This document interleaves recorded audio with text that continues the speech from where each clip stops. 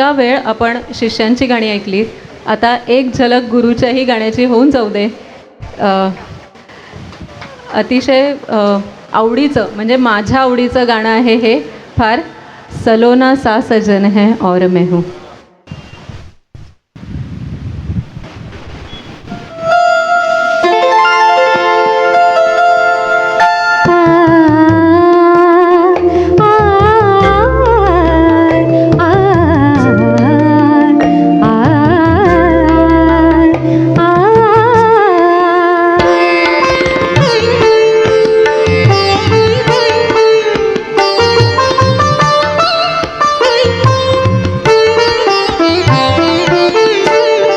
सलोना सा सजन है और मैं हूँ.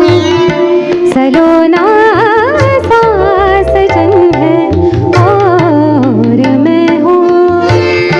जिया में एक अगन है और मैं हूँ. सलोना सा सजन है और मैं हूँ.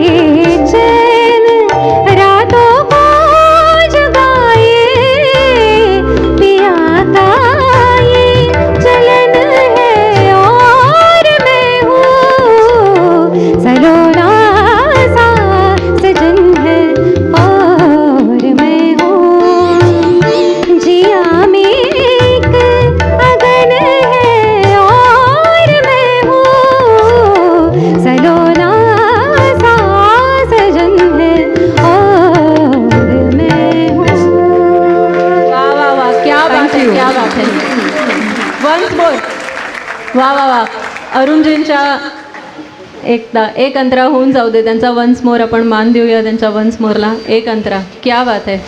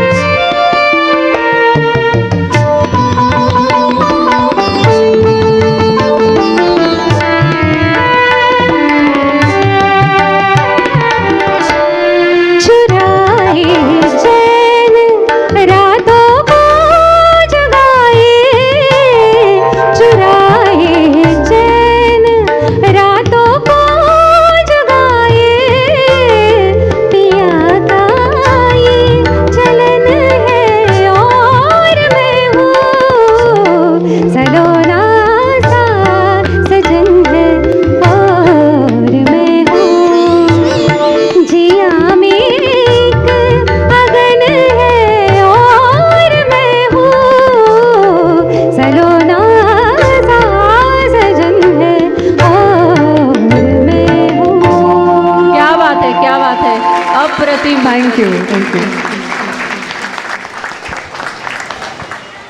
तुम्ही जर नीट व्यवस्थित नोटीस केलं असेल, आता गुरूंनी सादर केलेलं गाणं आणि त्याच्या आधी शिष्यानी सादर केलेलं गाणं, याच्यात थोडीशी समानता एकच होती की दोघंही जणं आपलं गाणं स्वतः एन्जॉय करत होते. म्हणजे सुरेश तळवळकरजी, पंडित सुरेश तळवळकरजी तबलावादक आहेत, त्यांनी एकदा आम्हाला सांगितलं होतं की विद्या ही नेहमी बाहेरून आपण घेतो, म्हणजे शाळेत जातो शिकतो, क्लासला जातो शिकतो, पण कला ही नेहमी आतून बाहेर येते. तर ही जी कला आहे ही नेहमी आपण जर एन्जॉय केली, म्हणजे हे खरं तर इथे बसलेल्या सगळ्या शिष्यांसाठी आहे, तुम्ही जर तुमचं गाणं स्वतः एन्जॉय केलं तर ते ऑडियन्सपर्यंत पोचतंच. आणि रसनिष्पत्ती होण्यासाठी आधी तुम्ही ते मनापासून गायलं पाहिजेत आणि त्याचा आनंद घेतला पाहिजेत.